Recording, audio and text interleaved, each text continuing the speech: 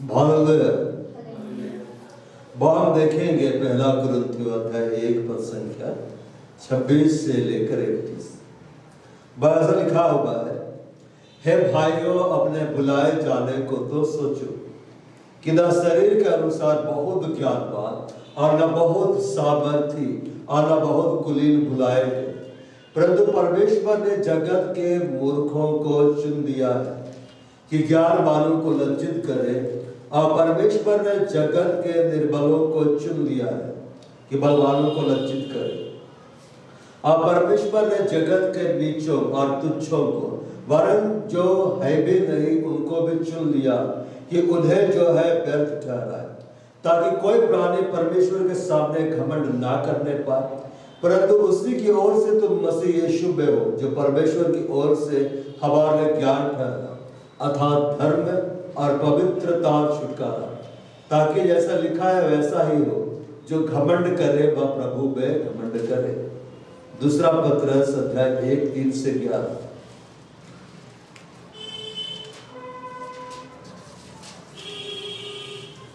क्योंकि उसकी ईश्वरीय सामर्थ्य ने सब कुछ जो जीवन और भक्ति से संबंध रखता है हमें उसी की पहचान के द्वारा दिया है, जिसने हमें अपनी महिमा और सद्गुण के अनुसार बुलाया है, जिनके द्वारा उसने हमें बहुमूल्य और बहुत ही बड़ी प्रतिज्ञाएं दी है, ताकि इनके द्वारा तुम उस सड़ाहट से छूटकर जो संसार में बुरी अभिलाषाओं से होती है ईश्वरीय स्वभाव के संभागी हो जाओ। इसी कारण तुम सब प्रकार का यत्न करके अपने विश्वास पर सद्गुण और सद्गुण पर समझ और समझ पर संयम और संयम पर धीरज और धीरज पर भक्ति और भक्ति पर भाईचारे की प्रीति और भाईचारे की प्रीति पर प्रेम बढ़ाते जाओ। क्योंकि यदि ये बातें तुम्हें वर्तमान में बढ़ती जाए तो तुम्हें हमारे प्रभु यीशु मसीह की पहचान में निकम्मे और निष्फल ना होने देगी। क्योंकि जिसमें ये बातें नहीं वह अंधा है और धुंधला देखता है और अपने पिछले पापों से धुल कर शुद्ध होने को भूल बैठा है। इस कारण हे भाइयों, अपने बुलाए जाने और चुन लिए जाने को सिद्ध करने का भली भांति यत्न करते जाओ, क्योंकि यदि ऐसा करोगे तो कभी भी ठोकर ना खाओगे, वरन इसी रीति से तुम हमारे प्रभु और उद्धारकर्ता यीशु मसीह के अनंत राज्य में बड़े आदर के साथ प्रवेश करने पाओगे। आमीन।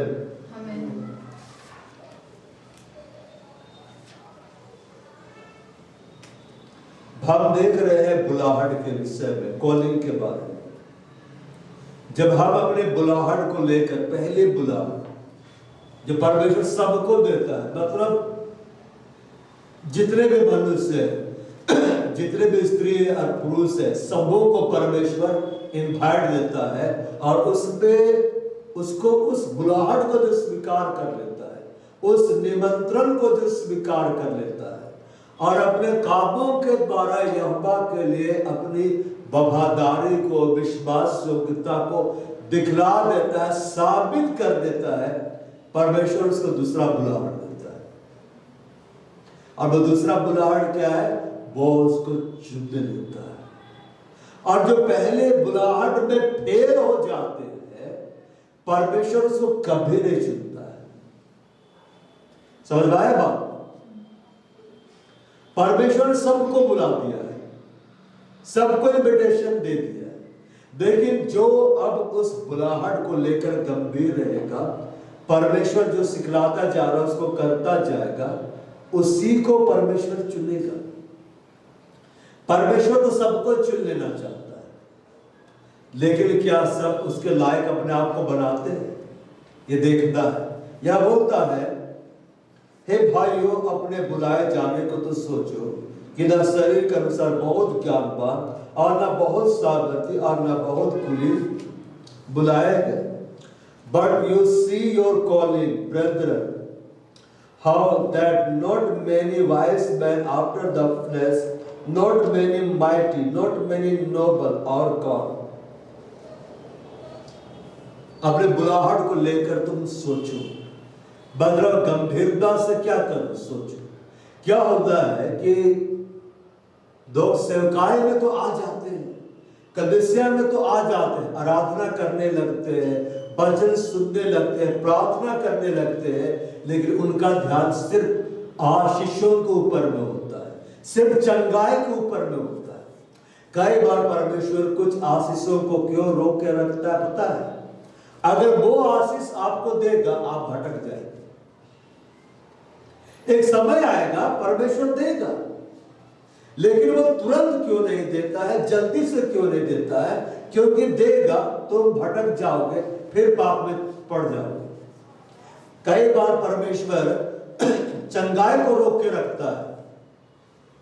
क्यों रोक के रखता है? कुछ परसेंट चंगाई देता है, इसलिए रोक के रखता है क्योंकि अगर पूरा चंगाई आते साथ दे देगा तो भाग जाएगा, वो संसार में चला जाएगा। ऐसे बहुतों के साथ होता है। वो कलीसिया बातें हैं, आप गवाही सुनिएगा, पहले दिन आए, पहले दिन चंगा हो गया, वो आए 1 महीना भी नहीं हुआ, एक बड़ा सरकारी जॉब उसको मिल गया, अब वो संसार में चला गया है। तो उसको परमेश्वर जो आशीष दिया, क्योंकि अब वो परमेश्वर से नहीं जुड़ा है, वही आशीष अब उसके लिए पतन का कारण हो गया। हालेलुया। जिसे परमेश्वर ने लूसीफर को बहुत खूबसूरत बनाया, किस लिए? उसकी महिमा करने के लिए, उसको बुद्धि से भरा, ज्ञान से भरा, समझ से भरा। किस लिए? यहोवा की महिमा करे। उसका मन घमंड से फूल गया। अपनी सुंदरता को देखकर, अपने काबिलियत को देखकर, और वो घमंड से भरकर 1/3 स्वर्गदूतों को अपनी ओर कर दिया, पाप में गिरा दिया। अभी तक पाप में ही। कई बार परमेश्वर अगर आशीषों को रोक के रखा हुआ है और आप सही रीति से प्रभु के साथ चल रहे हैं, या आपके चंगाई को रोक कर रखा है, इसका मतलब ये है कि वो जानता है कि अभी मैं दूंगा तो ये भटकेगा। आप यूसुफ के बारे में पढ़िएगा, यूसुफ जल्दी निकलना चाहता था, जेल से जल्दी निकलना चाहता था। सोचिए, वहां पर लिखा हुआ है, वे बाहर निकले और यूसुफ को भूल गए, जिसने स्वप्न का अर्थ बतलाया था। कोई आपका जान बचा दे, आप उसकी जिंदगी भर नहीं भूले, लेकिन वहां लिखा हुआ वो यूसुफ को भूल गया। वो फिरौन से चर्चा ही करना भूल गया कि इसका अर्थ तो उसने बतलाया था, देख वही हो रहा है। परमेश्वर 2 साल उसको और रखा। क्यों पता है? क्योंकि 2 साल पहले फिरौन को स्वप्न नहीं दिखा था। परमेश्वर जब भी करता है, हमें लगता है वो लेट सा आ रहा है, वो जब भी आता है वो समय परफेक्ट है। यहोवा समय के अंडर कंट्रोल में नहीं है, समय उसके हाथ में। उसने समय को क्या किया है? बनाया है। यहोवा के लिए वर्तमान, भूतकाल, भविष्य का, प्रेजेंट, पास्ट, फ्यूचर सब एक जैसा। बोलता मैं ही तो आदमी, बना आरंभ मैं हूं। जो आरंभ हुआ वो पास्ट टेंस, विदा समय है। बोलता अंत मैं हूं, अभी अंत नहीं आया, भविष्य। बोलता मैं हूं, अब बोलता मैं हूं प्रेजेंट। तीनों जगह मैं ही, मेरे अलावा कोई नहीं। हालेलुया। तो जब 2 साल परमेश्वर यूसुफ को जेल में रखा, निकलने नहीं दिया, 2 साल के बाद में फिरौन को स्वप्न आता है। अब परमेश्वर यूसुफ को निकालता है कि अब जाओ, अब स्वप्न का अर्थ बतलाओगे और तुम्हें प्रधानमंत्री बनाया जाएगा। यूसुफ को पता नहीं था, याकूब के बेटे यूसुफ को, कि मेरे को मिस्र का प्रधानमंत्री बनाने के लिए जेल में रखा गया, मेरी ट्रेनिंग हो रही है। वो चाहता था बस मैं निकलूं। कई बार हम सोचते हैं बस अब निकल जाए, लेकिन यह बार रोक के रखता है। क्यों पता है? बड़ा भाग देने के लिए। हालेलुया। यह बोलता है भाइयों, अपने बुलाए जाने को तो सोचो, मतलब ध्यान दो, देखो, उसके बारे में गंभीर रहो, परखो क्यों परमेश्वर ने बुलाया है। हालेलुया। यह हमारे सबको बुलाया। अब जब हम आ गए हवा के राज्य में, यीशु मसीह को अब हमने ग्रहण कर लिया, पवित्र आत्मा का बपतिस्मा भी अब हमने पा लिया, जल में डूब कर पिता के नाम में, पुत्र के नाम में, पवित्र आत्मा के नाम में बपतिस्मा भी अब हमने पा लिया। परमेश्वर यह बाइबल के द्वारा हमसे बातें कर रहा है, तुम्हें अपनी बुलाहट को लेकर गंभीरता से सोचना है कि परमेश्वर ने तुम्हें क्यों बुलाया है। हमें सोचना है, जो सोचता है ना, देखिए अभी बहुत सारे लोग एग्जाम को लेकर सोचते हैं। हालेलुया। आज बजे की बात यह है, आज कंपटीशन एग्जाम है, अब बहुत सारे लोगों का डेट आज पड़ा, वे एग्जाम लिख रहे हैं। क्यों नहीं लिखेंगे तो जॉब नहीं मिलेगा, नौकरी नहीं मिलेगा और धन नहीं मिलेगा, तो हम गरीब हो सकते हैं, हम नष्ट हो सकते हैं, क्योंकि धनी का धन उसका दृढ़ नगर है, कंगाल के निर्धनता उसके विनाश का कारण है।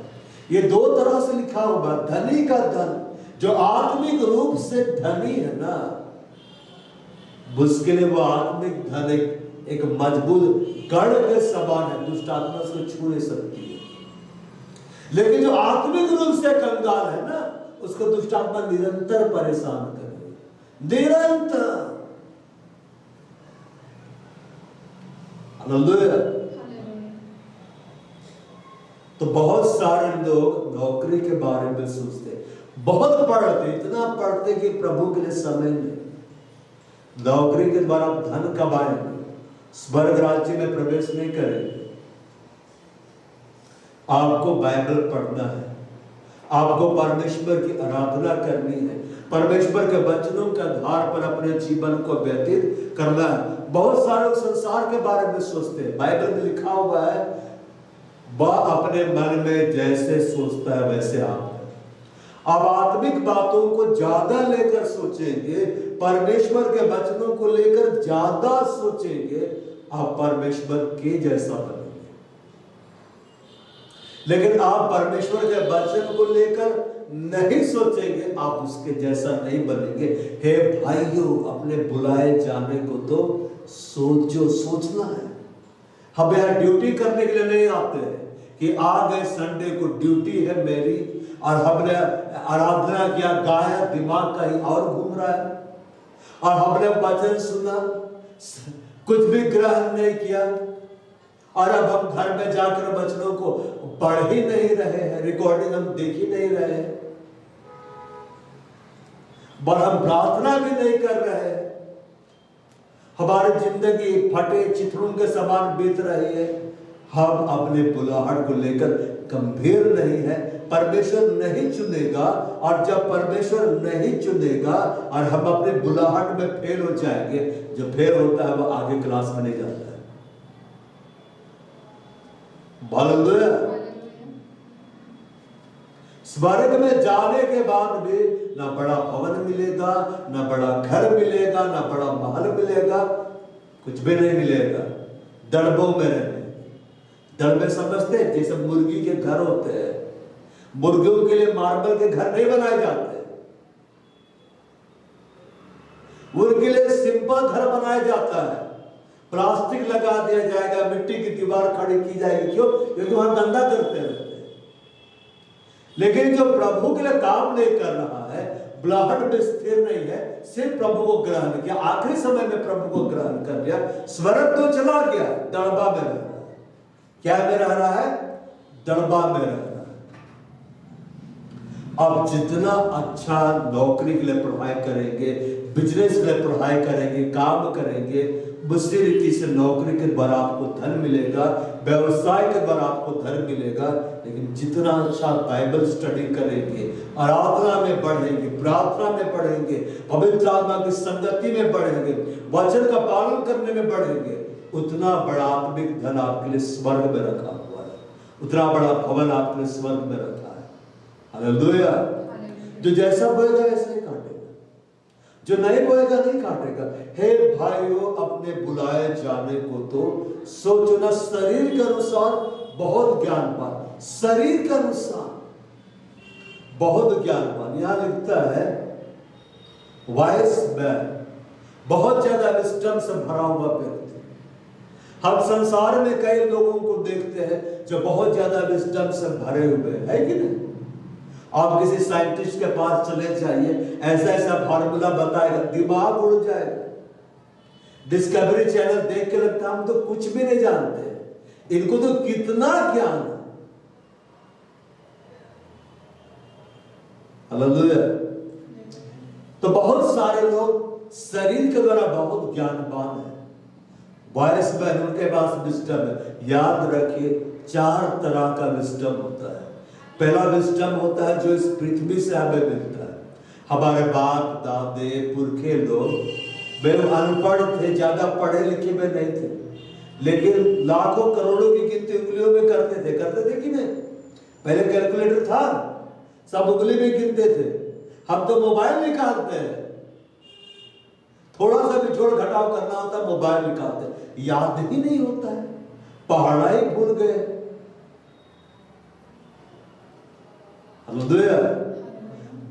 हम तो अपने मोबाइल नंबर को लिख के मोबाइल में याद करते हैं। पहले समय में वो जबानी याद, सबको याद रहता। तो उनका विजडम कैसा हमारे पुरखों का? पृथ्वी वाला। वे लोग पढ़े लिखे नहीं थे, लेकिन खेती बाड़ी अच्छे से करते थे। हम तो हर बात में यूट्यूब खोलते रहते, कोई मेरे को सिखला दे, कोई मेरे को सिखला दे। वे पढ़े लिखे नहीं थे ज्यादा, लेकिन बिजनेस अच्छा से करते थे, हिसाब किताब अच्छा से रखते थे, पूरा घर को मैनेज करते थे। गांव का मुखिया लोग पढ़े लिखे नहीं रहते थे, पूरा गांव को मैनेज करता था। तो एक विजडम है जो पृथ्वी का है। पृथ्वी में हम लोग जो रहते हैं अनुभव के द्वारा हासिल करते हैं। दूसरा विजडम वो है जो पढ़ने लिखने के द्वारा मिलता है। आप पढ़ते हैं, किताबों को पढ़ते हैं, स्कूल जाते हैं, कॉलेज जाते हैं, इंस्टीट्यूट जाते हैं, यूनिवर्सिटी जाते हैं, वहां जो भी आप पढ़ते हैं, ट्रेनिंग लेते हैं, आपको विजडम मिलता है, आपको ज्ञान मिलता है। और एक विजडम है जो शैतान का है। शैतान में विजडम देता है, अपने लोगों को विजडम देता है गलत गलत चीज करने का। देता है कि नहीं देता है? देता है। बुद्धि देगा, कैसे कलीसिया में नहीं जाना है, कैसे संगति में नहीं जाना है, कैसे भागना है, कैसे पाप करना, बुद्धि देता है, वो भी देता है। और इन सब के ऊपर में वो बुद्धि जो यहोवा देता है, जो सुप्रीम है। और वह कैसे देता है पता है? बाप के पढ़ने लिखने से नहीं देता है, वो देता है यहोवा का भय मानना, बुद्धि का आनंद। जब आप यहोवा के भय में बढ़ेंगे, परमेश्वर अपना विजडम आपको देगा, और यहोवा के विजडम के द्वारा आप दुष्ट आत्माओं का सामना कर सकते हैं। आप जाकर दुष्ट आत्माओं को ऐसे नहीं निकाल सकते। तुझे पता है मैं ग्रेजुएट, एक थप्पड़ देगा। तुझे पता है मैं फलाना पद में हूं, और मानेगा। हालेलुया। तो 4 तरह के विजडम होते हैं। यहां बात किया जा रहा है शरीर के अनुसार बहुत बुद्धिमान व्यक्ति लोग वे नहीं बुलाएंगे। और आगे बोलता है और ना बहुत सामर्थ्य, बहुत पावरफुल व्यक्ति। हम कई बार देखते हैं कुछ लोग बहुत पावरफुल रहते हैं कि नहीं? पहलवानों को देखिए, रेसलिंग करने वालों को देखिए, अखाड़ों में पहलवान जो बनाए जाते हैं, उनका शरीर, उनकी कद काठी कितनी मजबूत रहती है। उनके सामने आप खड़े हो जाए तो बच्चे लगेंगे। वे देह में बहुत स्ट्रोंग है, आत्मा में बहुत कमजोर है। वे अपने शारीरिक बल से भेड़ को तो भगा सकते हैं, लेकिन अपने शारीरिक बल से एक भी दुष्ट आत्मा को नहीं निकाल सकते। इसलिए डिलीवरेंस मिनिस्ट्री जब होती है तब उसमें हट्टे कट्टे पहलवान लोग आते हैं दुष्ट आत्मा से ग्रसित, और उसके अंदर से कई दुष्ट आत्माएं निकाली जा रही। Praise the Lord. हे भाई, अपने बुलाए जाने को तो सोचो, ना शरीर के अनुसार बहुत ज्ञानवान, ना बहुत सामर्थी और ना बहुत कुलीन, मतलब पद प्रतिष्ठा वाले व्यक्ति बुलाए गए। बोलता है मतलब परमेश्वर जब भी किसी को बुलाता है वो ये नहीं देखता है कि वो कितना बड़ा पद पे है, उसके पास कितना बड़ा बड़ा विजडम है, कितनी किताबें वो पढ़ चुका है, कितना अनुभव है उसके पास। परमेश्वर ये भी नहीं देखता है वो कितना पावरफुल है, समाज में उसकी सामर्थ्य कितनी बड़ी है। अगर परमेश्वर यही सब देखने लगेगा तो इस संसार के जितने बड़े बड़े धनी लोग हैं ना, करोड़पति, अरबपति, खरबपति, सब वही लोग स्वर्ग जाएंगे। आपका मेरा नंबर कहीं से भी नहीं है।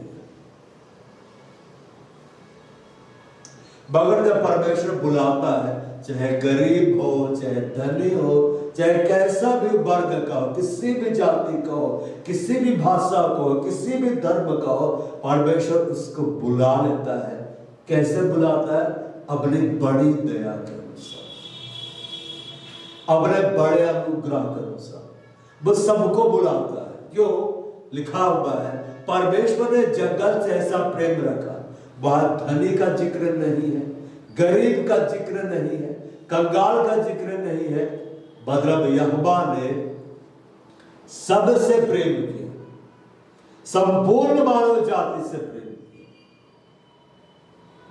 जैसे इस देश में जन्म लेने वाला हर एक व्यक्ति, चाहे भिखारी क्यों ना हो, बाय डिफॉल्ट वो इस देश का नागरिक। एक अरबपति भी जो इस देश में है वो इस देश का नागरिक है। एक कंगाल भी जो इस देश के अंदर है वो इस देश का नागरिक है। आधार कार्ड में कभी आपका पद नहीं लिखा रहता है, आपका नाम रहता है, आपके माँ का नाम या बाप का नाम रहता है, आपका ड्रेस रहता है, ये सब नहीं लिखा रहता है। ऐसा कभी कहीं नहीं है कि धनी व्यक्तियों का आधार कार्ड एकदम गोल्डन प्लेट में बना के गवर्नमेंट दे रहा, नहीं, वही पेपर में दे रहा, सबके लिए समान,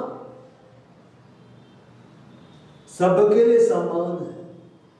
उसी रीति से परमेश्वर की दृष्टि में क्या धनी, क्या गरीब, क्या ऊंचा, क्या नीचा, क्या छोटा, क्या बड़ा, क्या हट्टे कट्टे, क्या दुबले पतले, सब एक जैसे, और वो सबसे प्रेम कर दिया और सबके लिए यीशु मसीह को क्या किया? दे दिया। इन्विटेशन दिया जाता है, यीशु को दे दिया, इनवाइट कर दिया, लेकिन जो कोई उस पर विश्वास करे, मतलब उस बुलाहट को स्वीकार करे, वो नष्ट ना हो, अनंत जीवन पाए। परमेश्वर ने सेवकाय को खड़ा किया है, कलीसिया को खड़ा किया है, ये सब के लिए खुदा हुआ है। जो पाएगा, जो विश्वास करेगा, वो नष्ट नहीं होगा, वो बचा लिया जाएगा। लेकिन जो आना ही नहीं चाहे, कठोर करके अपने हृदय को रखे, वो नष्ट किया जाएगा। बाइबल में लिखा हुआ है जिसके पास पुत्र है, धन का जिक्र नहीं किया है, सामर्थ का जिक्र नहीं किया है, ज्ञान का जिक्र नहीं किया है, जिसके पास पुत्र मतलब यीशु मसीह है, उसके पास जीवन है। मगर जिसके पास पुत्र ही नहीं, यीशु मसीह ही नहीं, उस पर परमेश्वर का क्रोध बना रहता है, क्योंकि उसने परमेश्वर के इकलौते पुत्र पर विश्वास नहीं किया। हालेलुया। हे भाइयों, अपने बुलाए जाने को तुम क्या करो? सोचो, मनन करो कि परमेश्वर ने हमारे ऊपर में कितनी बड़ी दया की है, कितना बड़ा ग्रेस कर दिया है, कितना बड़ा फेवर कर दिया है। अब मेरे से कोई भी गलती नहीं होनी चाहिए कि इस बुलाहट से मैं पीछे हट जाऊं। बहुत सारे लोग आपको मिलेंगे जब आप प्रभु बाहर आगे बढ़ते जाए, तो बोलेंगे कभी हम भी आराधना करते थे, कभी हम भी एक प्रार्थना योद्धा थे, कभी मैं भी बाइबल बहुत पढ़ता था, मतलब मेरा ये स्वभाव में था, मैं कलीसिया में रेगुलर था। अब बहुत व्यस्त हो गए, परिवार को संभालने में, पत्नी को संभालने में, बच्चों को संभालने में, व्यवसाय में इतना व्यस्त हो गए हैं, नौकरी में इतना व्यस्त हो गए, अब फुर्सत ही नहीं है कलीसिया आने के लिए। बहुत सारे लोग बोलते हैं सांस लेने का फुर्सत नहीं, तो नाक को बंद करो, बन जाए, सांस तो लेना, खाना तो खा रहा है ना, सो तो रहा है ना। बहुत सारा धनी व्यक्ति क्या सोना का बिस्कुट खा रहा बैठ के? नहीं खा सकते, मर जाइएगा। हीरा तो नहीं खा सकते हैं, काट देगा आपका गला। जो प्रभु खाने के लिए बनाए ना वही खा सकते हैं। हालेलुया। तो हमें सोचना है कि परमेश्वर ने मेरे को इनविटेशन दिया है, इसे मैं पकड़ दूं, मैं इसे लपक दूं, अवसर को बहुमूल्य जानूं, क्योंकि दिन बुरे हैं और मैं इस बुलाहट में बढ़ता जाऊंगा, गंभीरता से मैं बढ़ता चला जाऊंगा, क्योंकि परमेश्वर ने मेरे ऊपर बड़ी दया की है, बड़ा अनुग्रह किया है। और जब मैं इस बुलाहट में स्थिर रहूंगा, परमेश्वर मुझे चुनेगा, और जब चुनेगा वो बड़ा पद ही देगा। हालेलुया। बार यहां पर ये है, ये बात समझ में आता, आगे पढ़िए। परंतु परमेश्वर ने जगत के मूर्खों को चुन लिया। अब मूर्ख कौन? हम तो बोलेंगे भाई हम तो पढ़े लिखे। आपको कोई बोलेगा आप मूर्ख हैं, तो आप बोलेंगे मैं मूर्ख हूं। या बोलता है but God has chosen the foolish things of the world to confound the wise. जगत के मूर्खों को चुन लिया। अब मूर्ख कौन है मैं आपको बताऊं। परमेश्वर ने किसको चुना है? आपको परमेश्वर ने बुलाया है, चुना है कि नहीं? मतलब आप मूर्ख थे। ये बाइबल बता रहा, मैं इसको साबित करता हूं, ठीक है? बाइबल में लिखा हुआ संसार का जो ज्ञान है, जो इस पृथ्वी से आ रहा है, जो आप पढ़ लिख के हासिल करें, परमेश्वर की दृष्टि में क्या है? मूर्खता है। इसके द्वारा उद्धार नहीं मिलेगा। कौन सा स्कूल कॉलेज में पढ़ाया जाता है? उद्धार कैसे मिलेगा? पढ़ाया जाता है दुष्ट आत्मा को कैसे निकाले, पढ़ाया जाता है? नहीं। इस संसार का जो ज्ञान है परमेश्वर की दृष्टि में मूर्खता है, क्योंकि इस संसार के ज्ञान के द्वारा, विजडम के द्वारा अब सांसारिक धन, सांसारिक पद, प्रतिष्ठा, मान मर्यादा हासिल तो कर सकते हैं, आनंद जीवन हासिल नहीं कर सकते। तो जब आपने सब कुछ पा ही लिया लेकिन अपनी आत्मा को ही गवा दिया, तो कोई फायदा है? कोई फायदा नहीं। लेकिन भले आप कुछ प्राप्त करें चाहे ना करें, आप अनंत जीवन में प्रवेश कर लिए, वही सबसे बड़ा बात है। डॉक्टर पॉल दिनाकर लिखते हैं स्वर्ग में प्रवेश करना ही बहुत बड़ी बात है। अगर आपका एंट्री वहां हो गया ना, उसके बाद अनंत काल में उछल कूद मचाते रहिए, कोई नहीं रुकेगा, कोई आपको बाहर नहीं निकालेगा। क्यों? नागरिकता मिल गया, परमानेंट वीजा आपको मिल गया। स्वर्ग में आराम करिए, स्वर्ग में काम करिए, स्वर्ग में खाइए पीजिए विश्राम करिए। ना बीमारी है, आप बीमार कभी नहीं, ना रोना है, आप रो ही नहीं सकते, दुखी याद नहीं आएगा। ना विलाप, आप बैठ के विलाप नहीं करेंगे, वहां कोई शोकित नहीं है, पीड़ा नहीं, सिर्फ आनंद। और वहां पेट भरने के लिए कोई भोजन नहीं खाता है, आनंद लेने के लिए, मतलब जितना चाहे आप खा सकते हो, कभी भी पेट गड़बड़ नहीं होगा। इसका मतलब ऐसा नहीं कि बैठ के 7 साल तक जो खा रहा है, जो खा रहा है, जो खा रहा है, सब डिसिप्लिन में। हालेलुया। परमेश्वर ने जगत के मूर्खों को चुन दिया, ज्ञानवानों को लज्जित कर। मतलब परमेश्वर के हाथ में, अभी तक देखिए, जब कोई मूर्ख व्यक्ति आ जाता है जिसको कुछ भी नहीं आता है, कई बार आपको लगता है मेरे को तो परमेश्वर ने बुलाया, मेरे को कुछ भी नहीं आता है, अपने आप को परमेश्वर को दे दो, वो ज्ञानवानों को लज्जित कर देगा। हालेलुया। परमेश्वर के हाथ में जो आता है ना, उसको धारदार हथियार बना देता है। क्या बना देता है? धारदार हथियार। एक लोहे का टुकड़ा जब लोहार के हाथ में जाता है ना, पीट पीट कर जो चाहे बना देता है। वो पीट कर तलवार बना देगा। लोहे के टुकड़े से आप हजारों को नहीं मार सकते, लेकिन लोहार जब उसको भट्टी में डालकर, आग में डालकर निकालता है और उसको पीट पीट कर धारदार तलवार बना देता है, उससे हजारों हजारों लोग मार डाले जाते हैं। वो लोहा को क्या बना दिया उस लोहार ने? धारदार हथियार। हालेलुया। परमेश्वर ने जगत के मूर्खों को चुन लिया है, but God has chosen the foolish things. अब ये मूर्ख कौन है? इसके बारे में बाइबल में लिखा हुआ है, उसके मार्ग पर चलने वाले मूर्ख भी हो तो भी कभी नहीं भटके। गधा को सब मूर्ख बोलता है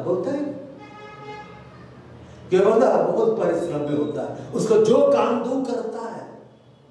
परमेश्वर आपको जो कलीसिया आपने सिखला रहा आप करिए। दुनिया बोलेगा आप मूर्ख है, परमेश्वर एक दिन आपको ऐसा खड़ा कर देगा ना, ज्ञान बालू लज्जित होगा। आप बातें सुनाएंगे, लोग बैठ कर सुनेगा। क्यों? क्योंकि वो तो पढ़ता नहीं। एक मूर्ख व्यक्ति जब परमेश्वर के हाथ में जाता है, परमेश्वर उसके द्वारा ज्ञान वालों को लज्जित करता है। जब परमेश्वर ने मेरे को बोला मेरे को बाइबल पढ़ना ही नहीं आता था, प्रार्थना करना ही नहीं आता था, मैं तो कॉपी करता था, दूसरों का मैं सुनता था कैसी प्रार्थना करते, मैं पूछता था कैसे पढ़े बाइबल को, कैसे मॉर्निंग डिवोशन करें, कुछ पता नहीं था। उस समय यूट्यूब का जमाना ही नहीं था, यूट्यूब छोड़े स्मार्टफोन नहीं था, इंटरनेट का नाम नहीं सुनते थे, ब्लूटूथ सुन के अजीब सा लगता था। ब्लूटूथ मतलब बिना वायर के तरंगे जाती है, कैसे होता है? कॉर्डलेस फोन को निकाल लिया तो लगता था क्या बात है। जब मैं छोटा था, जब मैं प्रभु आया, उस समय स्मार्टफोन किसी के पास नहीं था, लैंडलाइन हुआ करती थी। हालेलुया। सबके यहाँ रंगीन टीवी नहीं था, ब्लैक एंड व्हाइट टीवी चलता था। लेकिन जब मेरे को परमेश्वर जो सिखलाता गया, जो भी वचन समझाता गया, मैं करता गया, परमेश्वर ने चुना। मैं जिस मिनिस्ट्री में किया था, बहुत सबसे बड़ा मूर्ख मैं ही था, सबसे पीछे मैं ही बैठता था, लेकिन मेरे में एक आदत थी, जो कुछ भी बतलाया जा रहा मैं कर रहा था। कलीसिया में आकर सेवा करना, आज्ञाओं को मानना, अपने आप को पाप से दूर रखना, सब मैं करता चला गया, आज्ञाओं को मानता चला गया। मैं परमेश्वर के हाथ में अपने आप को सौंप दिया। प्रभु ने मेरे को खड़ा कर दिया, ज्ञान वालों को लज्जित कर दिया। हालेलुया। उसने अपना विस्डम मेरे को दिया, इसलिए तो आप सुनने के लिए आ रहे हैं। अगर मेरे पास प्रभु का बुद्धि नहीं रहेगा, आप सुनने के लाएंगे नहीं है। परमेश्वर ने जगत के मूर्खों को चुना कि ज्ञान वालों को लज्जित करे, और परमेश्वर ने जगत के निर्बलों को चुन लिया कि बलवानों को क्या करे? लज्जित करे। And God has chosen the weak things of the world to confound the things which are mighty. निर्बलों को चुन लिया, अब मूर्खों को चुन लिया। अब ये मूर्ख कौन बता है? क्रूस की कथा नाश होने वालों के लिए मूर्खता है। पहला कुरिन्थियों का 8। क्रूस क्या को दिखलाता है? जिस समय यीशु मसीह बलिदान हो गए, वो क्रूस क्या को दिखलाता है? क्रूस पे लोगों को मार डाला जाता था, और जब कोई व्यक्ति वहां पे मरता था जिसको मार डाला जा रहा, मतलब लोग कैसे देखते थे? ये व्यक्ति हार गया, ये व्यक्ति इतना कमजोर था, अपने आप को बचा नहीं सका, इसको मार डाला गया। इसलिए तो शास्त्री फरीसी लोग निंदा कर रहे थे यीशु मसीह की, और क्या बोल रहे थे? यदि ये सचमुच परमेश्वर का बेटा होता तो अपने आप को बचा लेता। भाई यीशु मसीह वे भी बोलते थे कि यदि तू सचमुच परमेश्वर का बेटा तो अपने आप को बचा, नीचे उतर और हम तुझ पर विश्वास करेंगे। क्या यीशु मसीह कर नहीं सकता था? उतर के एक थप्पड़ नहीं मार सकता था? वैसे बोलता था मर जाओ, तो नहीं मर जाता। अरे जिसके बोलने से मुर्दा जिंदा हो सकता है, तो उसके बोलने से जिंदा मर भी सकता है? नहीं सकता है, एकदम मर सकता है। लोग देख रहे थे कि यीशु कमजोर हो गया, क्रूस कमजोरी की निशानी हो जाता है। लेकिन इसी क्रूस की कंधा पर जो विश्वास करते हैं, जो यकीन करते हैं और यीशु मसीह को ग्रहण करते हैं, वो ज्ञानवान हो जाते हैं, वो समझदार हो जाते हैं। आज दुनिया किसको सुनने के लिए दौड़ रहा है? जो क्रूस की कथा को ग्रहण कर लिया, जो यीशु मसीह का बलिदान पर क्या कर रहा है? भरोसा रखा हुआ है, विश्वास करता है। जो यीशु मसीह के बलिदान को जितना गहराई से समझ गया है ना, वो उतना ही बड़ा यहोवा का प्रेमी बन गया है और उसके ऊपर पवित्र आत्मा का उतना ही बड़ा अभिषेक। डीजेस दिनाकर का इसका जीता जागता उदाहरण है।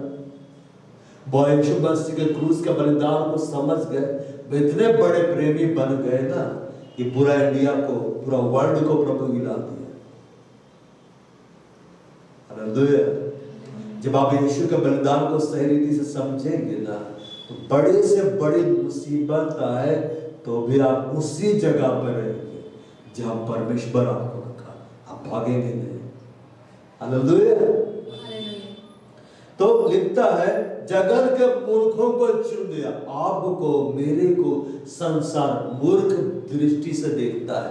ये लोग क्या यीशु पर विश्वास करते हैं, जो कि मार डाला गया है, मार डाला गया है। लेकिन यही इसी क्रूस के बलिदान पर जब हम विश्वास करते हैं, यीशु मसीह पर विश्वास करते हैं, परमेश्वर हमें ऐसा विजडम देता है, ऐसा नॉलेज देता है, ऐसा अंडरस्टैंडिंग देता है, ज्ञानवानों को हम लज्जित कर देते हैं। वे अपने ज्ञान के द्वारा दुष्ट आत्माओं को नहीं निकाल सकते, किसी के हृदय को नहीं बदल सकते हैं। लेकिन आप जो यीशु पर विश्वास रखते हैं, आपके होठों से परमेश्वर ऐसे बुद्धि के वचन को, ज्ञान के वचनों को निकालेगा कि लोग चंगे हो जाएंगे, लोगों का जीवन बदल जाएगा। ये बड़े बड़े मोटिवेशनल स्पीकर है ना, ये किसी के लाइफ को आज तक बदल नहीं पाया, खुद अपना लाइफ बदल नहीं पाया। एक भाग ठीक होता, दूसरा भाग बिगड़ता है। हालेलुया। अब परमेश्वर ने जगत के निर्बलों को चुन दिया है। यीशु मसीह जब क्रूस पर बलिदान हो रहे थे, वो क्या दिखलाई दे रहा था? वो बहुत निर्बल हुआ। अब बाइबल में लिखा हुआ, उसने हमारे निर्बलताओं को अपने ऊपर ले लिया। वो निर्बल हो गया था, इसलिए तो उसको पकड़ कर मार डाला जा रहा था। अगर यीशु मसीह निर्बलताओं को अपने ऊपर नहीं लेते, किसी का मजाल था पकड़ने का? परमेश्वर के पुत्र को उसकी मर्जी के खिलाफ कोई पकड़ सकता है? शैतान तक कुछ नहीं कर पाया उसको। कहीं आप पढ़े शैतान आकर उसको पकड़ा, ये छू लिया उसको, कुछ नहीं कर पाया, बस सामने खड़ा था। जब आप प्रभु में बने रहेंगे ना वफादार, शैतान आ भी जाएगा तो सामने ही रहेगा, आपके अंदर प्रवेश नहीं करेगा। इतना हिम्मत नहीं है उसको, भस्म हो जाएगा। हमारा परमेश्वर भस्म करने वाले क्या है? आग। परमेश्वर कौन है? पवित्र आत्मा परमेश्वर, वो अंदर है। भस्म करने वाली आग बाहर में नहीं, अंदर में। तो बाहर से होली स्पिरिट फायर नहीं होता है, अंदर से होता है। अपने ऊपर बोलना है, मेरे ऊपर होली स्पिरिट फायर, तो पवित्र आत्मा का आग आपके अंदर से प्रकट होकर आप ही के ऊपर आएगा, आपके बंधन जलेंगे। हालेलुया। जगत के निर्बलों को चुन लिया कि बलवानों को क्या करे? लज्जित करे। क्रूस की कथा 18 में दाव सुनने वालों के लिए मूर्खता है, परंतु हम उद्धार पाने वालों के लिए परमेश्वर की सामर्थ है। उद्धार किसको मिला है? जो विश्वास किया कि यीशु मसीह ने क्रूस पर सब कुछ पूरा कर दिया।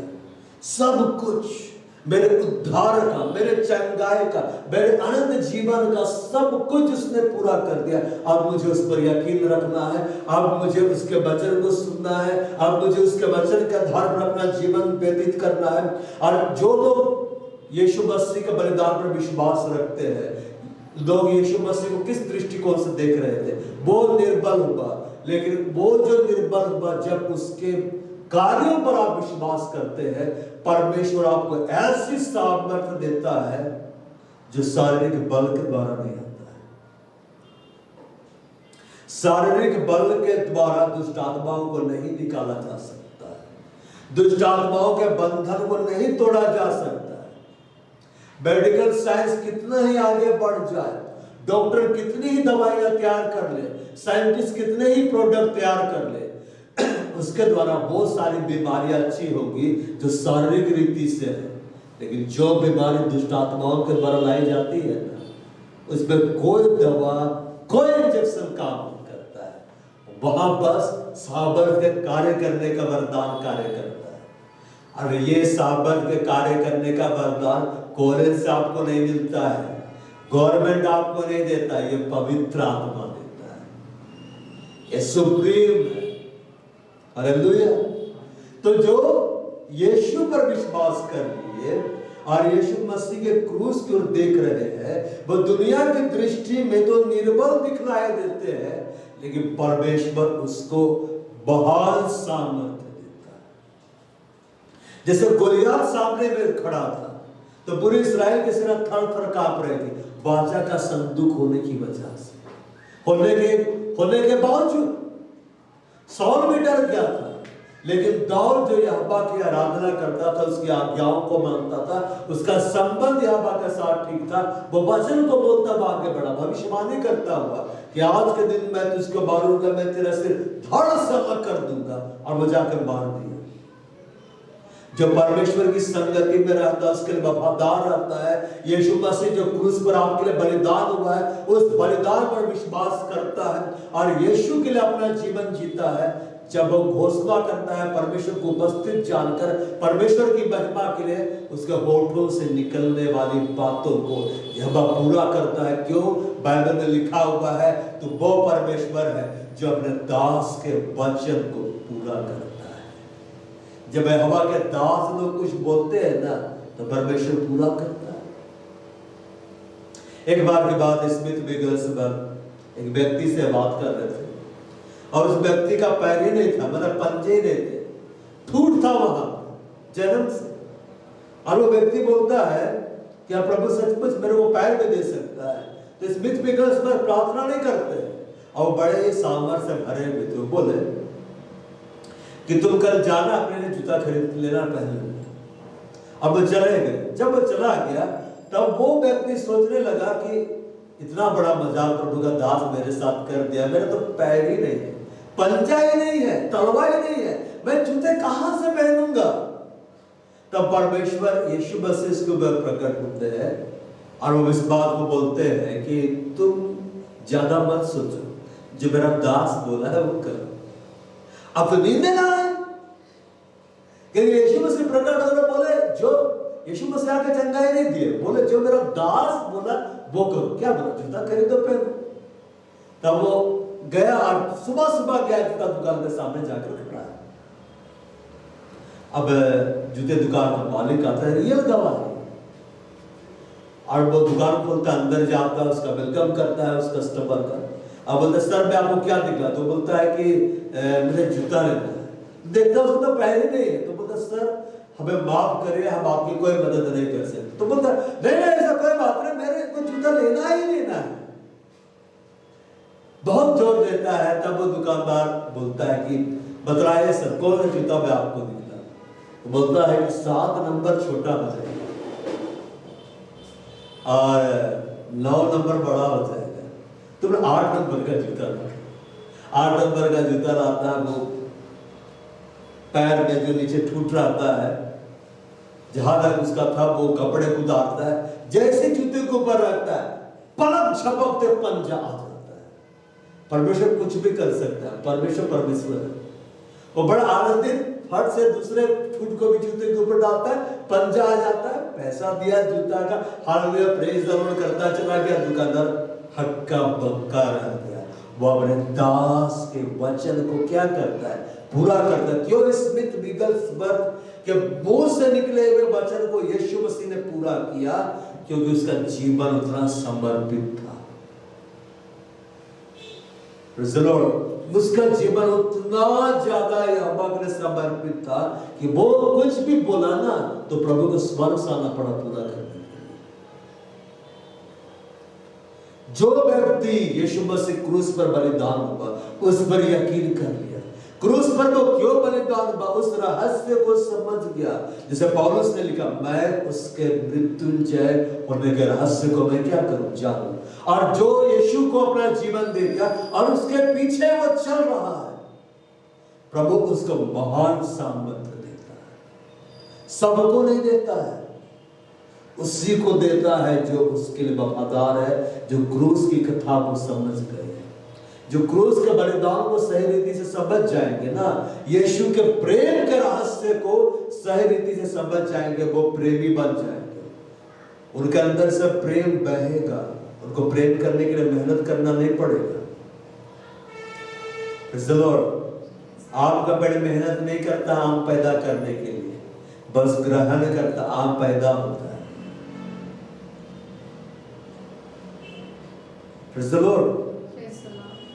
तो लिखता है, परमेश्वर ने जगत के निर्बलों को चुन लिया है कि बलवानों को लज्जित करे। आप अपने आप को निर्बल समझते, मूर्ख समझते हैं, परमेश्वर का हाथ में अपने आप को सौंपो। जो परमेश्वर सिकदार है, वफादार रहो, कलीसिया में ईमानदार रहो। परमेश्वर आने वाले दिनों में आपके द्वारा ज्ञान वालों को लज्जित कर देगा, बलवानों को लज्जित कर देगा। आमीन।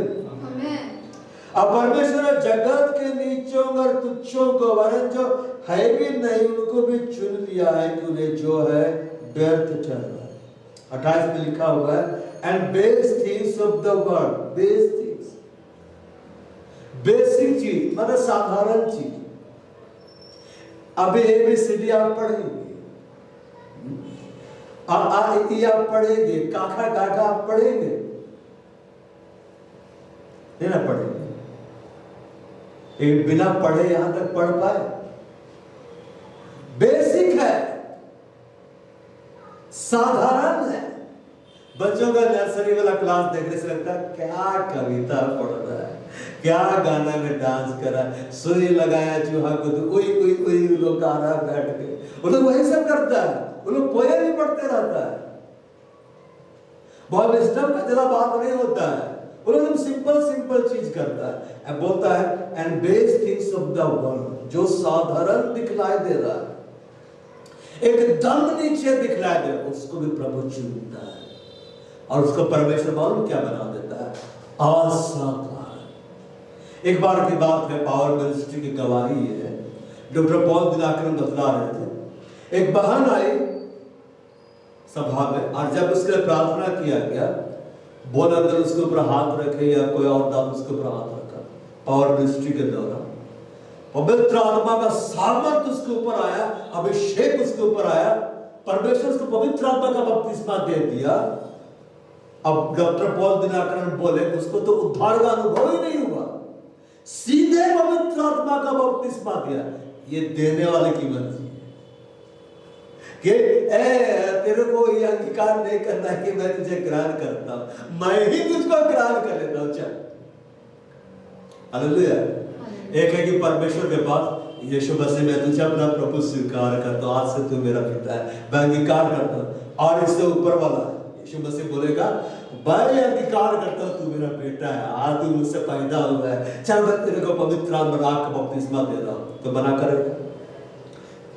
वो क्या बोलता, मैं अपने धन के साथ जो चाहे सो करूं, तो कौन है मेरे से पूछने वाला? परमेश्वर उसको पवित्र आत्मा का बपतिस्मा दिया। वो अनपढ़ थी, वो अपने बस्ती में गई, प्रभु उसके द्वारा भविष्यवाणी प्रकट करने लगा, लोगों के जीवन के बारे में प्रभु क्या चाहता है बतलाने लगा। वहां पर जागृति आ गया, प्रभु वहां कलीसिया खड़ा कर दिया। एक अनपढ़ स्त्री को प्रभु भयंकर किसी इस्तेमाल कर दिया। हालेलुया। आप कितने पढ़े लिखे, आपका सारे दिन बनावट कैसा है, आप देह में कितने कमजोर है, प्रभु को फर्क इससे नहीं पड़ता। फर्क लेकिन आपको जरूर पड़ेगा। हालेलुया।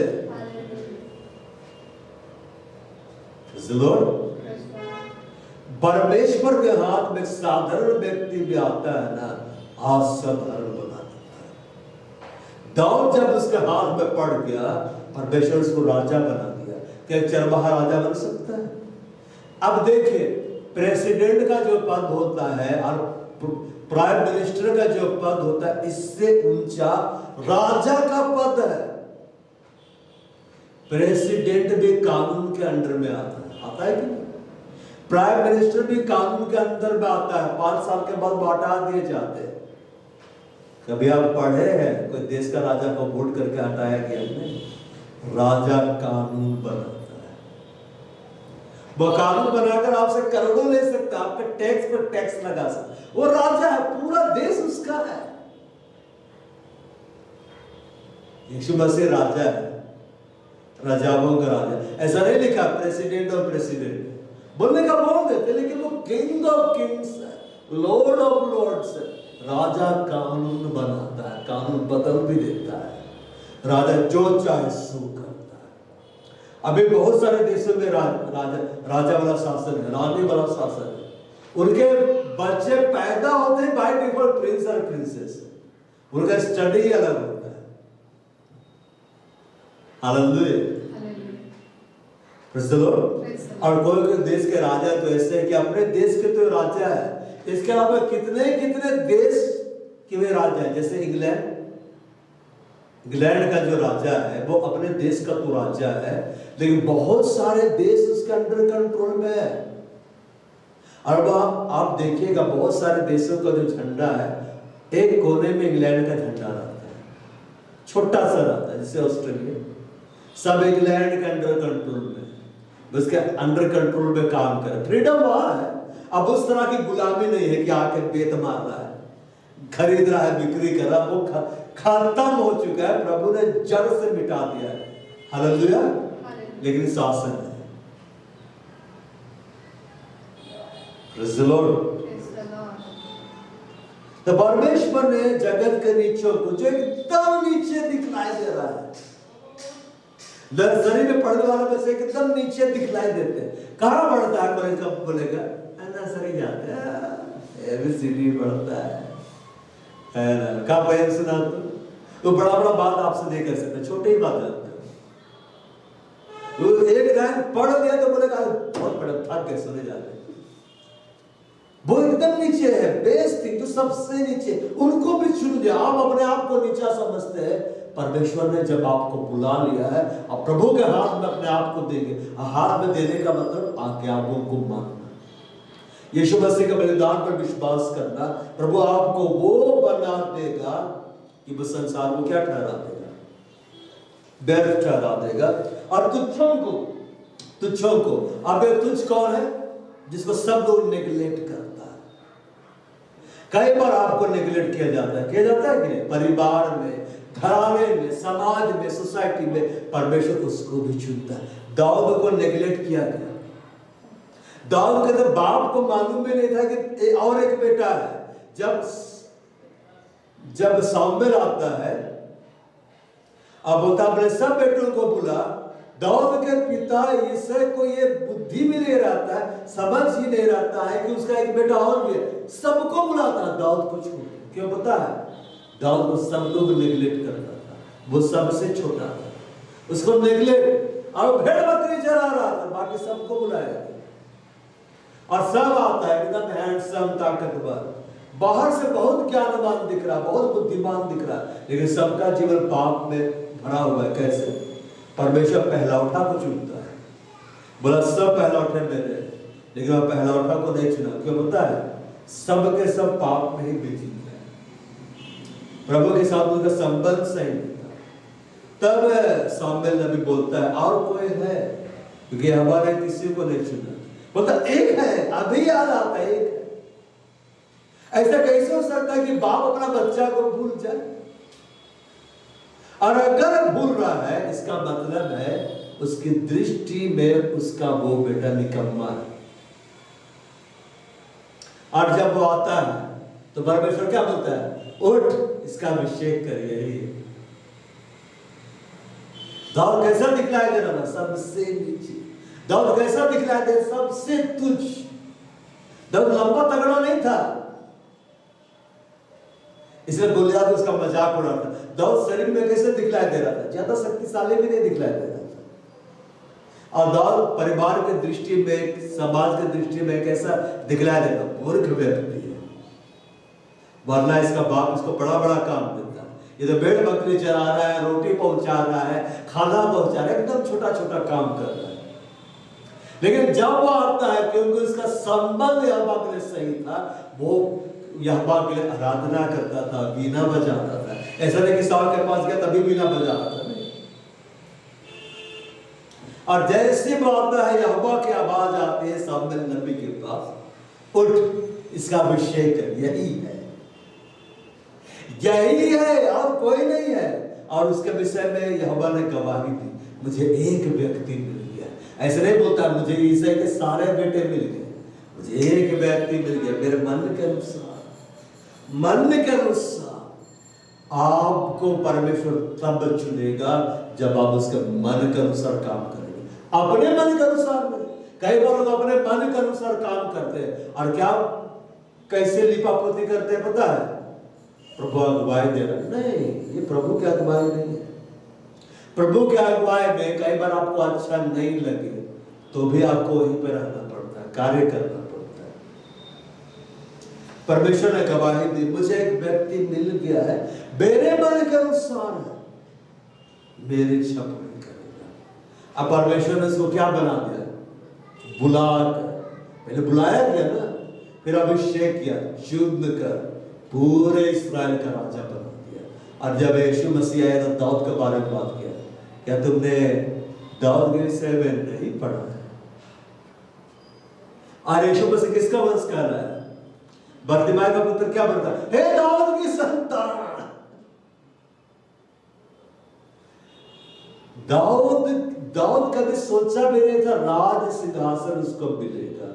पहला राजा जिसको परमेश्वर चुना, क्योंकि साउल को तो लोगों ने चुना था, लेकिन दाऊद को परमेश्वर ने चुना था। पहला राजा जिसको परमेश्वर ने इस्राएल को राज्य करने के लिए चुना अपनी सहमति के अनुसार, वो साउल ने था, वो दाऊद था।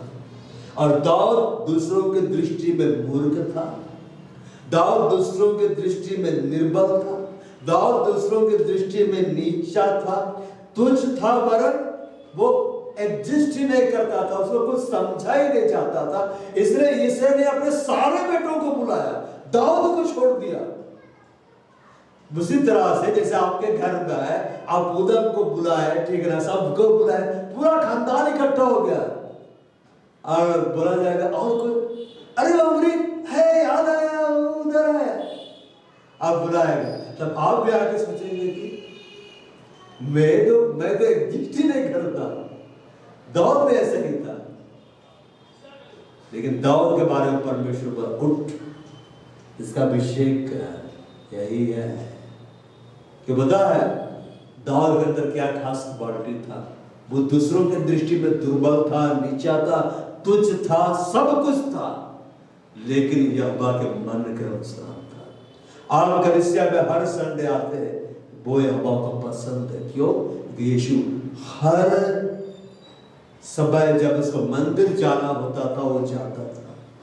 अब हर दिन यहोवा की आराधना करते हैं, यहोवा से प्रार्थना करते उसका राज्य आने के लिए। कलीसिया के लिए आप प्रार्थना करते हैं, यहोवा को पसंद आता, उसके मन के अनुसार है। जब आप यहोवा के वचनों को घंटों पढ़ते हैं, घंटों उसके वचन को मनन करते हैं, चलते हैं, यहोवा को पसंद आता है। परमेश्वर आपको बुलाया उसके मन के अनुसार कार्य करने के लिए, अपने मन के अनुसार कार्य करने के लिए नहीं बुलाया। बहुत सारे लोग मिनिस्ट्री चर्च छोड़ के क्यों भाग जाते हैं पता है?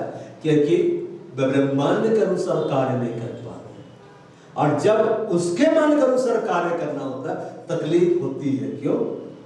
देह आत्मा के विरोध में, आत्मा देह के विरोध में क्या करती है? लालसा रखती है। Praise the Lord. रात को बहुत मन करता है स्टडी करते समय, भाग जाए सोने के लिए, लेकिन बैठना पड़ता है, मूल्य चुकाना पड़ता है, तब प्रभु प्रकाशन देता है। और आगे बोलता है, परमेश्वर जगत के निर्बलों को चुन लिया कि बलवानों को लज्जित करे, जगत के नीचों और तुच्छों को, तुच्छ जिसको कुछ समझा नहीं जाता है, वरन जो है भी उनको भी चुन लिया है, उन्हें जो है व्यर्थ ठहराया। परमेश्वर चुनता है। क्या करता है? चुनता है। आप चाहते हैं परमेश्वर आपको चुने, नेक्स्ट बुलाहट आपको दे। तो उसके लिए उसके मन का अनुसार बनना पड़ेगा। और उसके मन का अनुसार बनने का मतलब यह है वचन के अनुसार आपको चलना होगा। चाहे आपको तकलीफ हो रही है, चाहे आपको कितना ही दर्द हो रहा है, बाप को प्रभु दिखला रहा है ये तेरे विषय में दुष्टता वाला कार्य कर, क्षमा कर देना है, आप ही का फायदा है। आपको जिस जगह रखा वही रखे। अगर सोचिए यूसुफ 2 साल पहले निकल जाता तो प्रधानमंत्री बनता, वो घर आ जाता,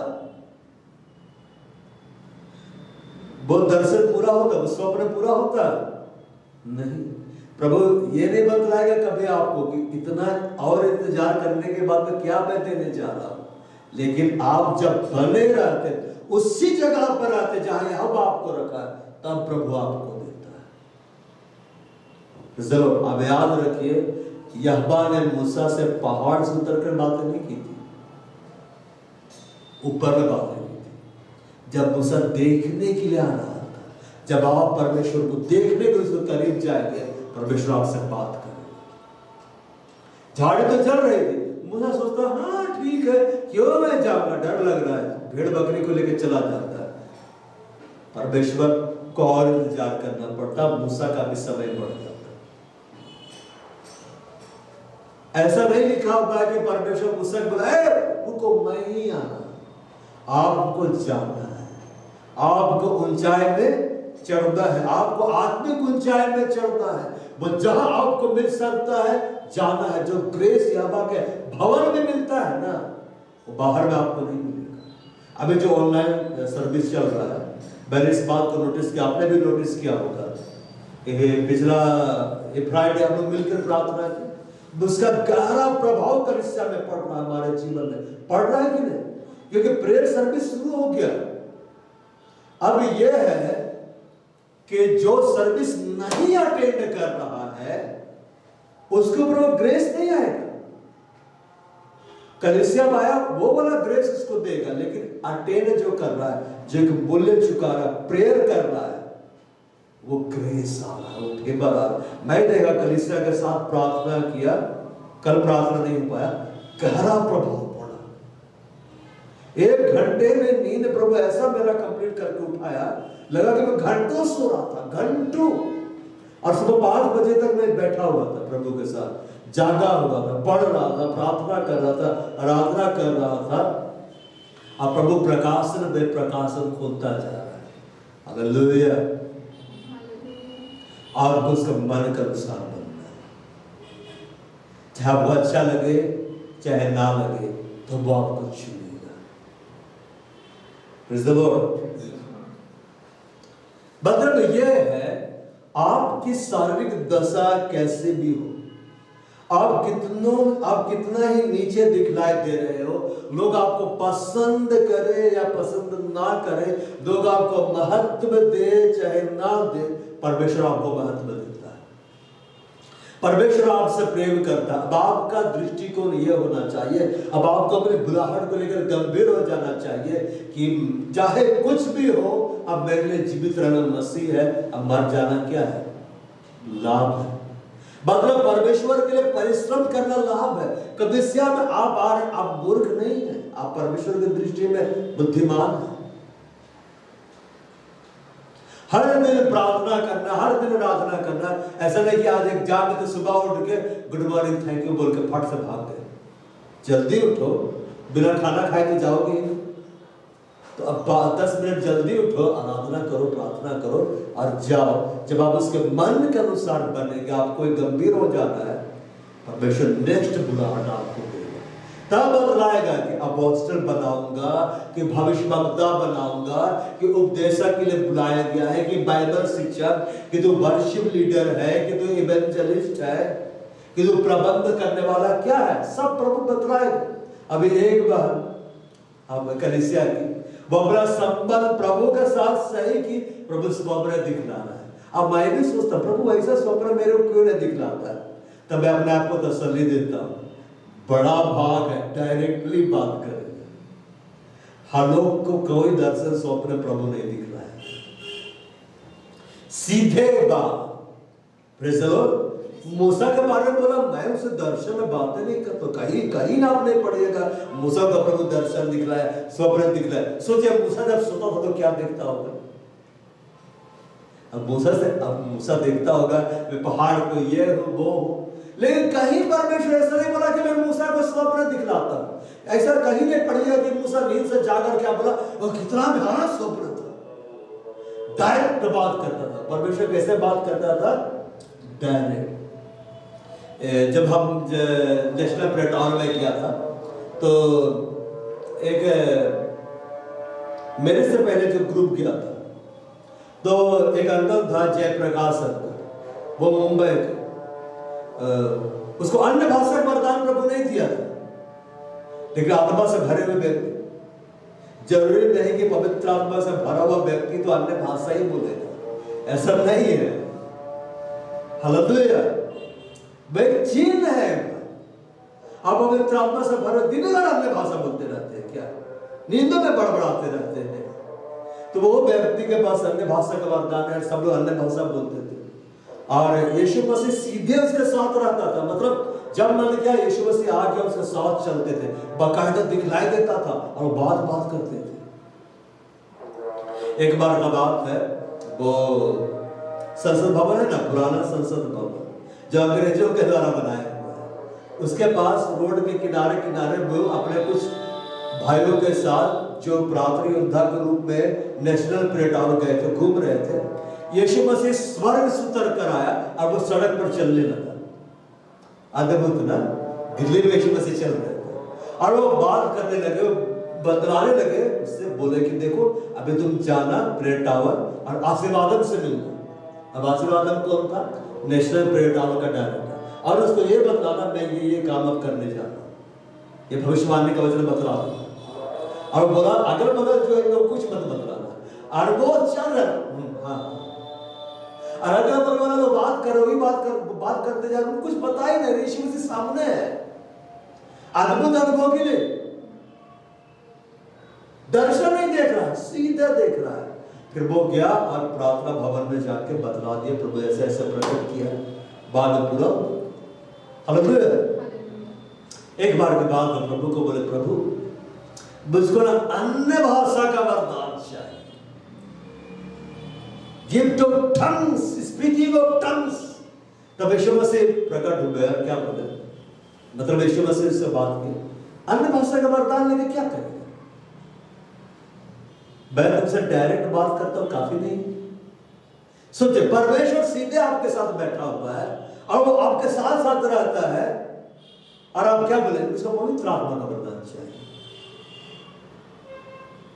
यीशु मसीह जब अपने चेलों के साथ था ना, चेलों के पास वरदान नहीं था, मगर भयंकर काम होता था। बस लोग देखता था, अरे लंगड़ा चंगा हो रहा है, अंधा देख रहा है, दुष्ट आत्मा भाग, आंधी तूफान रुक रहा है। अरे 5 रोटी 2 मछली, पतरस खत्म ही नहीं हो रहा है, खत्म ही नहीं हो रहा है, खा ही रहा है। भीड़ बढ़ती जा रही है, पानी दाखरस बन गया, रूपांतरण हो गया। चेलों के पास के वरदान था, जाने के बाद में ऐसा नहीं कि वरदानों का महत्व नहीं है, लेकिन परमेश्वर जब डायरेक्ट रहता है वरदानों से बड़ा है। लेकिन वरदान में लिमिटेशन हो सकता है, परमेश्वर में कुछ लिमिटेशन नहीं है। हालेलुया। जो है भी नहीं उनको भी चुन लिया है, कि जो है व्यर्थ ठहराए, ताकि कोई प्राणी परमेश्वर के सामने घमंड करने ना पाए। आपको अपनी बुलाहट को लेकर गंभीर हो जाना है। ये कभी नहीं भूलना है कि परमेश्वर ने कितनी बड़ी दया आपको ऊपर की है, कितना बड़ा अनुग्रह आपको ऊपर में किया है। कई बार लोग होता है कि जब कलीसिया में शुरू आते बड़े प्रेमी रहते हैं, बहुत प्रेमी, आराधना में एकदम खड़े हो जाएंगे, बैठेंगे ही नहीं, बोलना पड़ता है बैठो, आत्मा से भर जाते हैं। वचन प्रचार में एकदम ध्यान रहता है, मोबाइल तो स्विच ऑफ रहता है, अभी तो मोबाइल निकलते रहते हैं। प्रार्थना में एकदम लीन रह जाते हैं, उनको इधर उधर नहीं दौड़ना है। सभा खत्म होने के बाद उनको लगता है प्रभु के भवन में ही बैठे रहे, वो प्रभु में क्या हो जाते हैं, भक्ति में डूब जाते हैं और प्रभु के सामने अपने आप को कुछ नहीं समझते। और इधर देखिए, अगुवे को भी बहुत बड़ा आदर देते हैं कि ये तो मेरे से कितना बड़ा, इसकी अधीनता में रहता है। लेकिन जैसे जैसे ज्ञान आता है, प्रो ज्ञान जैसे जैसे बुद्धि खुलता है, उसके बाद अगवा को तो कुछ नहीं आता, अगवा को तो परखने भी नहीं आता, अगवा तो प्रार्थना नहीं करेंगे, कभी फास्टिंग में नहीं जाएंगे, डाइटिंग में चल जाएंगे वजन घटाने के लिए। ऐसे ऐसे लोग भी आए वजन घटाने के लिए डाइटिंग कर रहे थे, एक्सरसाइज करके वजन नहीं घटा रहे थे, डाइटिंग, अपने लिए डाइटिंग। और उनसे पूछो तो कभी अगवा के लिए फास्टिंग किया है? कभी फास्टिंग, पेट भर खा के 2 साल होते। तो यहां पे लिखता है वे घमंड कर, ज्ञान आता है, घमंड आता है, बुद्धि खुलता है, घमंड आता है। बाइबल में लिखा हुआ है ज्ञान से ज्ञान घमंड को उत्पन्न करता है। क्या उत्पन्न करता है? घमंड को। कब घमंड आता है पता है? जब भूल जाता है कि वो किस दशा में था, प्रभु उसको कहां से लाया है। एक बार का बात है, इसमें रियल घटना है, मैं जिसको उस समय मैगजीन में पढ़ा कि एक व्यक्ति वो कलीसिया में आया था, उसको कोढ़ का बीमारी था, कोढ़ का बीमारी, और उसके प्रभु का दास प्रार्थना करता वो चंगा हो जाता है। अब वो चंगा हो गया, अब वो सुंदर हो गया, सुंदरता में घमंड। और कलीसिया की एक बहन से वो विवाह करना चाह रहा था, बहुत धनी थी, और पास्टर बोलता है मेरे लिए बात चलाई ना, उससे मैं विवाह करूंगा। तो पास्टर को बड़ा प्रेम से समझाता है, देखो वो स्त्री तुम्हारे लिए ठीक नहीं है, प्रभु तुमको उससे भी अच्छा दे देगा, तुम बात को मान लो। लेकिन वो उसी से करना, हम करबे करेंगे। तो पास्टर एकदम क्रोध में आ जाता है कि आधीनता को उल्लंघन कर रहा है। तब उसके मुंह से कहता है तुम भूल गया कि तुम किस कोढ़ के दशा में से निकाला गया। बस इतना बात बोला ना, कोढ़ वापस आ गया। वो व्यक्ति घमंड से भर गया था, अगवा का भी विरोध कर रहा था, जबकि उसी की प्रार्थना के द्वारा वो चंगा हो गया। अब बहुत सारे लोग अपने घमंड की वजह से अगवे का विरोध करने के कारण मुसीबतों में पड़े हुए, और उनकी मुसीबतें प्रार्थनाओं से नहीं जाएगी, तब जाएगी जब वो जाके क्षमा मांगेगा, संबंध सही करेगा। हालेलुया। तो जब हम अपने बुलाहट को लेके भूल जाते हैं कि परमेश्वर ने कितनी बड़ी दया से मेरे को बुलाया, मैं पहले क्या था, मैं कितना पापी व्यक्ति था, कितना दुष्ट व्यक्ति था, परमेश्वर के वचन को मैं तोड़ता था, परमेश्वर की आज्ञाओं पर मैं नहीं चलता था, मैं तो इस योग्य ही नहीं था कि प्रभु मेरे को बुलाए। उसने मेरे को बुलाया, ये उसकी बड़ी दया है, बड़ा अनुग्रह है। उसने मेरे अपराधों के बावजूद मुझसे इतना ज्यादा प्रेम किया, अब मेरे को भी सबसे प्यार करना, चाहे कितने बड़ा अपराधी हो, उसके अंदर घमंड कभी नहीं आएगा। लेकिन जब अपने बुलाहट को भूल गया, किस दशा से बुलाया गया, घमंड आता है। ऐसे घमंडी लोग परमेश्वर का विरोध करने लगते हैं, परमेश्वर के अगबों का विरोध करने लगते हैं, अभिषिक्तों का विरोध करने लगते हैं, और इसको अगुवाई का नाम देते और मुसीबतों में पड़ते हैं। परमेश्वर किसका सामना करता है पता है? घमंडियों का। जैसे जैसे आप घमंडी होंगे, आप परमेश्वर के शत्रु बन रहे, परमेश्वर सामना करेगा। और जब इसका सोटर लाठी बरसेगा ना, जब वो मारता है ना, तो तौबा तौबा होता है। कोई प्राणी परमेश्वर के सामने घमंड ना करने पाए। कब घमंड नहीं आता? जब तुम सोचते हो। इसलिए पौलुस क्या लिखता है? सबसे बड़ा पापी मैं, क्योंकि वो हमेशा याद रखता था कि परमेश्वर ने कितनी बड़ी दया उसके ऊपर की, कितना बड़ा अनुग्रह उसके ऊपर किया। मैं कई बार सोचता हूं कि मैं कैसा व्यक्ति था, प्रभु ने बुलाया, प्रभु ने इतनी बड़ी दया की, इतना बड़ा प्रेम किया, कभी सोचा भी नहीं था। प्रभु ने मेरे को कलीसिया दिया, सेवकाई दिया, इस्तेमाल कर रहा है। इस हॉल के लिए तो मैंने कभी सोचा ही नहीं कि इतना जल्दी प्रभु देगा, दिया। कभी मैंने सोचा नहीं था कि इसको प्रेयर रूम बना के देगा, दिया। मैंने भवन के लिए घोषणाएं की, प्रभु ने पूरा करके दिखला दिया। तो मैं सोचता हूं प्रभु ने कितनी बड़ी दया की, कितनी बड़ा अनुग्रह किया, और तब मेरा प्रेम परमेश्वर के और बढ़ जाता है। इसलिए सोचना है। खाली दिमाग किसका घर होता है पता है ना? शैतान का घर होता है। कुछ मत सोचो, खाली रहो। शैतान आकर डेरा डालेगा, मतलब अपने शब्दों को आपके अंदर भर देगा। आगे लिखता है, परंतु उसी की ओर से तुम मसीह यीशु में हो, 30 में लिखता है, but of him are you in Christ Jesus, उसकी ओर से तुम मसीह यीशु में हो। अगर आज आप और मैं यीशु मसीह के पास लाए गए, अगर हम उसके क्रूस में जो घटना घटी, यीशु मसीह ने क्रूस पर जो बलिदान दिया, उस पर आज हम बड़ी संस्था से यकीन कर रहे हैं। तो ये यहोवा की दया, यहोवा का अनुग्रह। क्यों? यीशु मसीह ने कहा कोई मेरे पास नहीं आ सकता जब तक पिता जिसने मुझे भेजा है उसे मेरी ओर आकर्षित ना करे। हम यीशु के पास क्यों आए पता है? पिता हम लोगों को खींचा। लोहा चुंबक को नहीं खींचती है, चुंबक लोहे को खींच लेता है। और परमेश्वर ने हमें क्या किया है? खींचा है। उसी की ओर से तुम मसीह यीशु में हो। हम सब यीशु मसीह में आज है। कैसे? परमेश्वर ने हमें इनविटेशन दिया, उस इनविटेशन को हमने स्वीकार किया, और अब हम जब यीशु में बढ़ते चले जाएंगे, वो हमारे लिए धार्मिकता है, वो हमारे लिए पवित्रता है, वो हमारा छुटकारा, वो सब कुछ है। और जब हम अपनी बुलाहट को लेकर गंभीर रहेंगे, हम खुद पर घमंड नहीं करेंगे, हम प्रभु पे घमंड करेंगे। कितना महान परमेश्वर है, कितना दयालु परमेश्वर है, कितना अनुग्रहकारी परमेश्वर है। जब लोग शुरू प्रभु में आते हैं और अपने बुलाए जाने के बारे में सोचते रहते हैं, हर बात में प्रभु को महिमा देते हैं। बोलते हैं प्रभु ने ये किया, प्रभु ने वो किया, प्रभु ऐसा है, प्रभु वैसा है, तारीफ करते नहीं थकते। लेकिन जब ज्ञान बढ़ने लगता है और वो अपने बुलाहट के बारे में सोचना छोड़ देते हैं, अपनी पिछली दशा के बारे में कि कितना गंदा था, प्रभु ने नहलाकर साफ सुथरा किया है, तब ये बोलने लगते मैंने ये किया, मैंने वो किया। और जब एलिया बोल रहा था कि हे यहोवा साबित कर दे कि मैं तेरा दास हूं, मैंने तुझसे वचन पाकर ये काम किया, मैं यहोवा की आग नहीं आई, क्योंकि वहां मैं जाना था, एलिया जाना था। तब एलिया का बुद्धि खुलता, बोलता है हे यहोवा मेरी सुन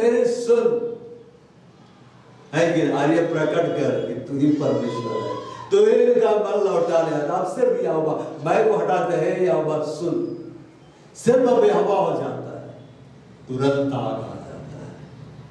इसलिए कई बार जब लोग कलीसिया पहले आते हैं, तुरंत आग से भर जाते हैं, फायर से भर जाते हैं। क्यों? पता है? बुलाहट के बारे में बैठ के सोचते रहते, मनन करते रहते, नहीं भूलते हैं प्रभु ने उसके लिए क्या किया, इसलिए वो आगे बढ़ते हैं। लेकिन जब लोग इसको भूल जाते हैं, सिर्फ ज्ञान के पीछे भागते रहते हैं और ये भूल जाते हैं प्रभु ने उसके लिए क्या किया है, तब उसको यही दिखलाई देता है कि मैं क्या किया, और तब वो आग खत्म हो जाती है। Praise the Lord. कोयला जब तक चूल्हे के अंदर है, आग के अंदर है, उसको कोई छू नहीं सकता है। लेकिन जब उसको बाहर निकाला जाता है चलते कोयले को, वो तुरंत से ठंडा नहीं होता है, लेकिन धीरे धीरे करके ठंडा होता है। उसी रीति से जब आप परमेश्वर की संगति से अपने बुलाए जाने को सोचने से हट जाते, एक ही बार में आप ठंडे नहीं होते, धीरे धीरे करके ठंडे होते हैं। और ठंडे वस्त्रों पर मक्खी आकर बिनबिनाती है। गर्म दाई पर मक्खी बैठता है? कोई नहीं बैठता। आपको अपने बुलाहट को लेकर सोचना है, कितनी बड़ी दया उसने आपको ऊपर की, कितना बड़ा ग्रेस उसने आपको ऊपर में किया। आप प्रभु को जानते भी नहीं थे, प्रभु ने आपको बुला लिया।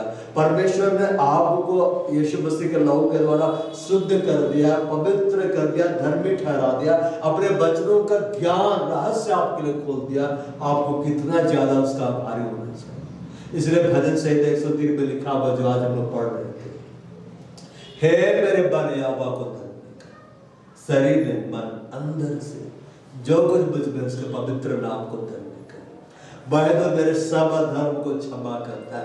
जब आप ये याद रखेंगे कितने धर्मों को क्षमा किया है, तो आगे लिखता है तेरे सब रोगों को चंगा करता है। चंगाई पाना तब आसान हो जाएगा जब आप इस बात को समझेंगे वो अपराधों को क्षमा कर सकता है, उसने क्षमा किया। जो परमेश्वर का जितना बड़ा आभारी व्यक्ति रहेगा ना, जितना ज्यादा धन्यवादी व्यक्ति रहेगा, परमेश्वर उसको उतना ही बड़ा महिमा दिखाएगा। क्यों? परमेश्वर को धन्यवाद का बलिदान चढ़ा, परम प्रधान कर अपनी मन्नतें पूरी कर, और जो धन्यवाद का बलिदान चढ़ाता है वो परमेश्वर को महिमा देता है, और जो परमेश्वर को महिमा देता है परमेश्वर भी उसको महिमा देता है। Praise the Lord. आज हम लोग यही तक करेंगे, अगला वाला बाद में हम देखेंगे।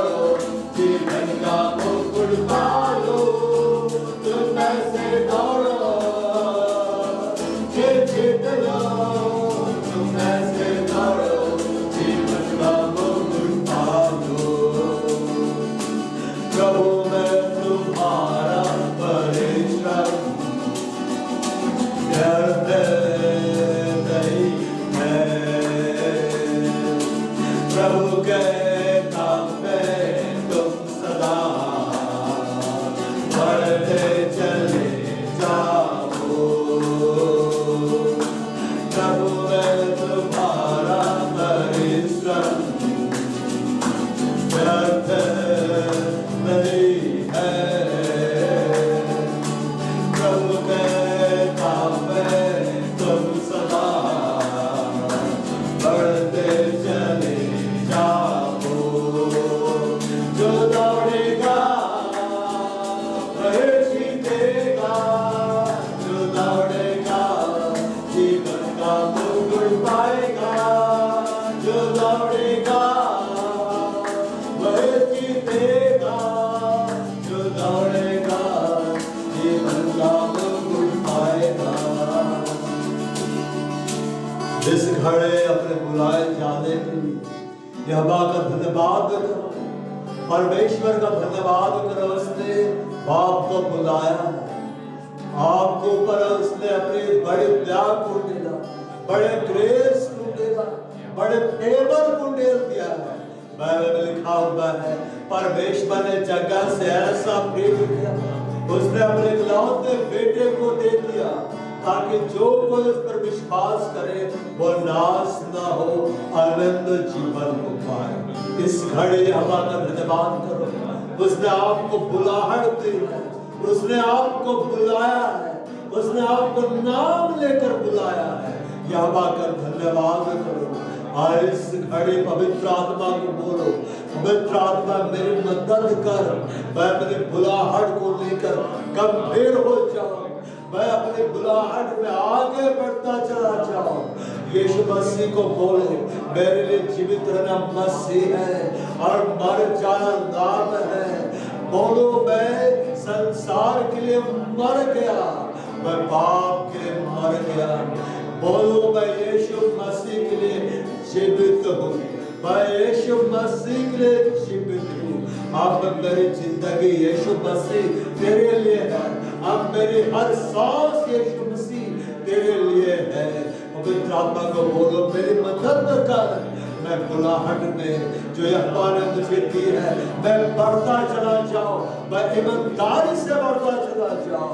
ओ यस, इस घड़ी प्राप्त करिए, इस घड़ी धन्यवाद करिए। यहोवा ने आपको बुलाया है, उसने अपने कब्र से आपको साबित किया है, उसने आपको अपनी प्रजा बनाया है, उसने आपको अपना बेटा अपना बेटी कहकर बुलाया है। यीशु मसीह ने कहा, इस बात से आनंदित मत हो, दुष्ट आत्माएं तुम्हारे बस में है।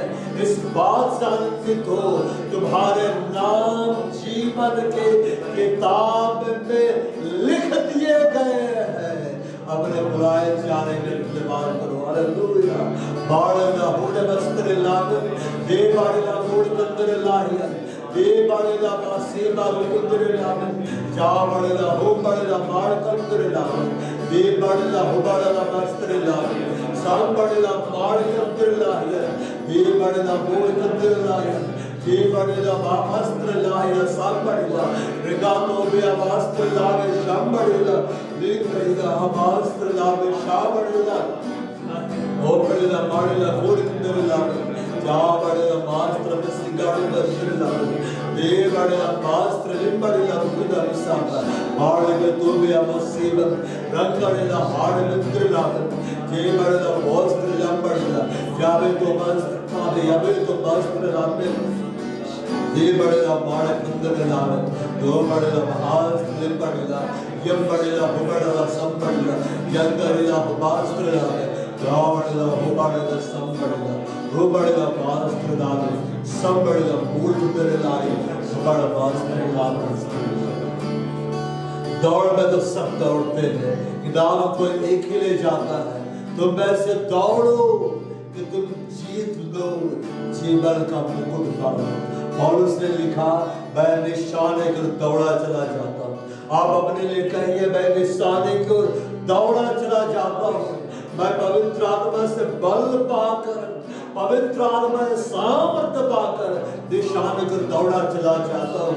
कहो हर वो बात जो मुझे यहाँ से अलग करती है मैं उसे कैंसिल करता हूँ यीशु मसीह के नाम में। आपको जो भी रुकावट दिखलाई दे रही है, जो भी प्रॉब्लम्स आपको दिखलाई दे रही है, बाइबल में लिखा हुआ है हर एक रुकने वाले वस्तु को दूर करो, हर एक उलझाने वाले पाप को दूर करो और उस दौड़ में दौड़ो जिसके लिए तुम बुलाए गए हो।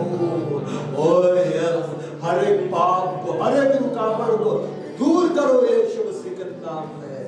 परमेश्वर तो आत्मा है और जहां कहीं प्रभु का आत्मा है वहां स्वतंत्रता है। कहो पवित्र आत्मा मेरे अंदर में है, मैं उसकी स्वतंत्रता को यीशु मसीह के नाम में घोषणा करता हूँ। मैं घोषणा करता हूँ पवित्र आत्मा की स्वतंत्रता आप सबके जीवन में यीशु मसीह के नाम में बढ़ती चली जा रही है।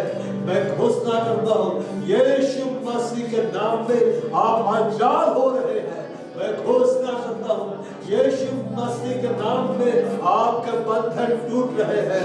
इस पूरी कलीसिया में होली स्पिरिट फायर आप सब के ऊपर में होली स्पिरिट फायर अपने लिए कहो कि आप अपने लिए कहो, खुद के लिए कहो मेरे ऊपर होली स्पिरिट फायर बिल्कुल पवित्र आत्मा की आग से भर जाए, पवित्र आत्मा की आग से भर जाए।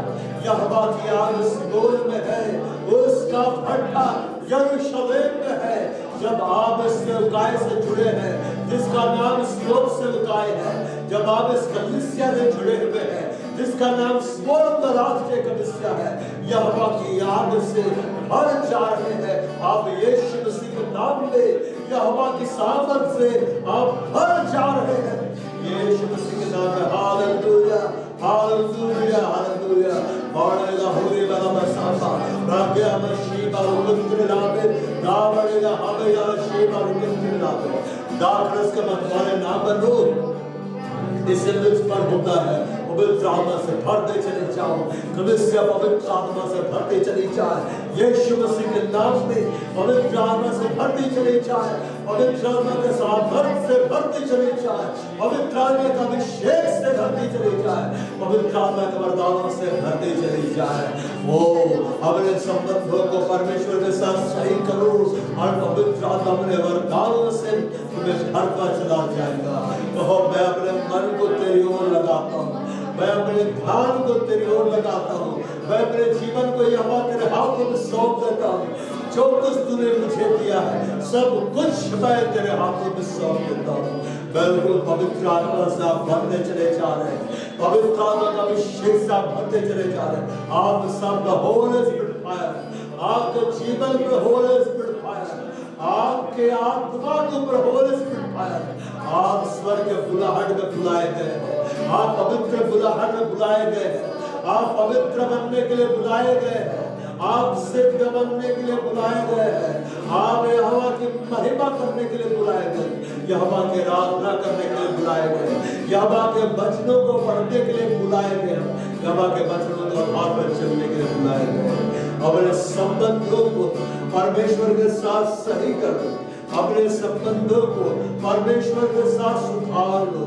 पवित्र आत्मा से भर जाए, पवित्र आत्मा से भर जाओ।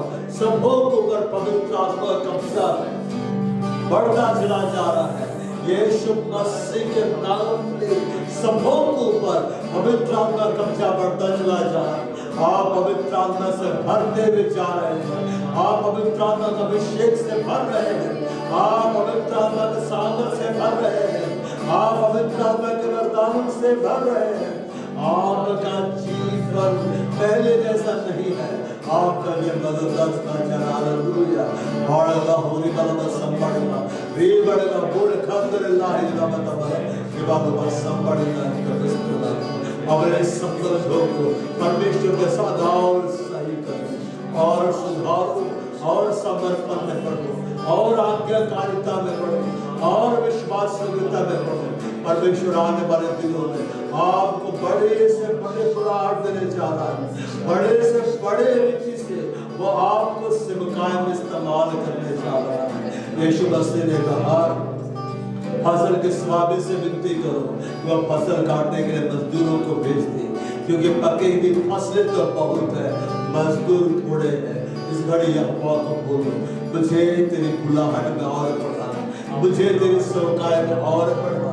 मैं तेरे लिए इस्तेमाल होना चाहता हूँ, मैं तेरे लिए खर्च होना चाहता हूँ। मेरे पर अनुग्रह कर, मेरे पर दया कर, मेरे पर फेवर कर कि मैं तेरे लिए इस्तेमाल हूँ। मैं आत्माओं को तेरे राज्य में लाने वाला शख्स बन जाऊं, मैं मनुष्यों को पकड़ने वाला मछुआरा बन जाऊं, मैं तेरे वचन को फैलाने वाला बन जाऊं, मैं तेरी महिमा के जीवित गवाही देने वाला शख्स बन जाऊं।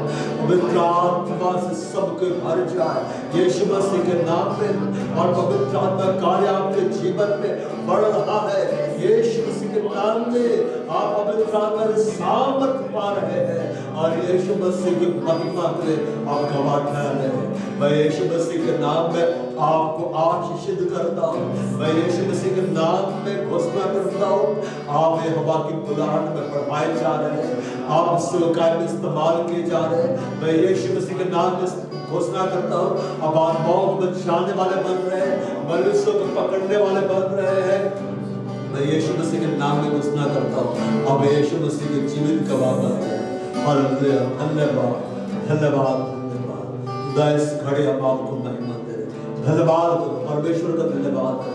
हम धन्यवाद दे रहे खुदा की संगति के लिए, हम आपका धन्यवाद कर रहे हैं। बाहर के सुंदर फेलोशिप के लिए हम आपका धन्यवाद कर रहे हैं। तूने अपनी उपस्थिति में हमें रखा, अपने पवित्र संगति में हमें रखा, तूने हमें धन्य बना दिया, तूने हमें आशीषित किया, तूने हमसे प्रेम किया, अपने प्रेम को हम पर प्रकट किया। धन्यवाद खुदा, हम तेरी महिमा करते हैं यीशु मसीह, हम तेरी महिमा करते हैं, पवित्र आत्मा हम तेरी महिमा करते हैं। खुदा हम सारी महिमा धन्यवाद आदर प्रशंसा तुझे देते हैं यीशु मसीह के नाम में। आमीन। और हमारे प्रभु यीशु ख्रिस्त का अनुग्रह, परमेश्वर खुदा का प्रेम और पवित्र आत्मा की सहभागिता हम सबों के साथ सदा सर्वदा प्रभु यीशु मसीह के गुप्त आत्मा में। आमीन। प्रेज